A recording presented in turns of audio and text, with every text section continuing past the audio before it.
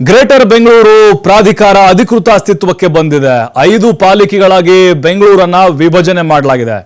ರಾಜ್ಯ ಗೆಜೆಟಿಯರ್ನಲ್ಲಿ ಅಧಿಕೃತವಾದಂಥ ಅಧಿಸೂಚನೆಯನ್ನು ಹೊರಡಿಸಲಾಗಿದೆ. ನೋಡಿ, ಮೊದಲು BBMP ಒಂದೇ ಇತ್ತು, ಒಬ್ಬರೇ ಮೇಯರು, ಒಂದೇ ಬಜೆಟು. ಇನ್ನು ಮುಂದೆ 5 ಮೇಯರ್ಗಳು, 5 ಬಜೆಟ್ಟು, ವಾರ್ಡ್ಗಳ ಸಂಖ್ಯೆ ಕೂಡ ಜಾಸ್ತಿ ಆಗಿದೆ. ಬಟ್ ಚುನಾವಣೆ ಆಗ್ತಿಲ್ವಲ್ಲ, ಅದೇ ಬೇಸರದ ಸಂಗತಿ. ಇನ್ನು 3-4 ವರ್ಷ ಆದರೂ ಕೂಡ 5 ಪಾಲಿಕೆಗಳ ನಡುವಿನ ಗಡಿ ಗುರುತುಗಳ ವಿಭಜನೆ, ವಾರ್ಡು, ರಸ್ತೆ ಸೇರಿ ಪಾಲಿಕೆಗಳ ಗಡಿ ಗುರುತು ಕೂಡ ನಿರ್ಧಾರ ಆಗುತ್ತೆ. ಅಧಿಕೃತ ಅಧಿಸೂಚನೆಯನ್ನು ರಾಜ್ಯ ಸರ್ಕಾರ ಹೊರಡಿಸಿದೆ. ಅಂದರೆ ನೋಟಿಫಿಕೇಶನ್ ಈಗ ಅಧಿಕೃತವಾಗಿ ಅಫಿಷಿಯಲಿ ಹೊರಗಡೆ ಬಂದಿದೆ. ಅಂದರೆ ಅದು ಕ್ಲಿಯರ್ ಅಂತ ಅರ್ಥ, ಯಾವುದೇ ಡೌಟ್ ಇಲ್ಲ ಅಂತ ಅರ್ಥ.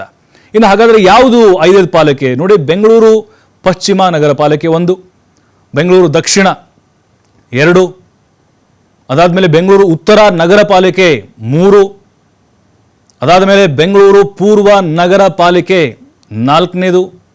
ಅಂದರೆ ನೋಡಿ, 5 ಡಿವೈಡ್ ಮಾಡಿರೋದು. ಇನ್ನು ಕೊನೆಯದು ಬೆಂಗಳೂರು ಕೇಂದ್ರ ನಗರ ಪಾಲಿಕೆ. BBMP ಇದ್ದಿದ್ದು ಈಗ 5 ಹೋಳಾಗುತ್ತೆ.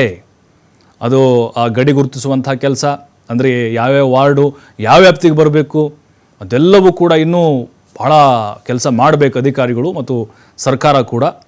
ಇನ್ಮೇಲೆ ಅನುದಾನಕ್ಕೋಸ್ಕರ ಯಾವ ರೀತಿ ಸರ್ಕಾರ ಚಿಂತನೆ ಮಾಡುತ್ತೆ ನೋಡಬೇಕು. ಬಟ್ ಅಭಿವೃದ್ಧಿ ವಿಚಾರ ಅಂತ ಬಂದಾಗ BBMP ಒಂದೇ ಆಗಿತ್ತು, ಹಾಗಾಗಿ ಇನ್ನೂ ಅಭಿವೃದ್ಧಿ ಆಗಬೇಕಾಗಿತ್ತು ಅನ್ನುವಂಥ ನಿಟ್ಟಿನಲ್ಲಿ 5 ಪಾಲಿಕೆಗಳನ್ನು ಮಾಡಿದರೆ ಅದು ಸುಲಭ ಆಗುತ್ತೆ. ಒಂದು ಕೂಗೆದ್ದಿತ್ತು, ಬಟ್ ಸರ್ಕಾರ ಮಾತು ಕೊಟ್ಟಿತ್ತು, ಈಗ ಅದರ ಪ್ರಕಾರ ವಿಭಾಗ ಮಾಡಿದೆ.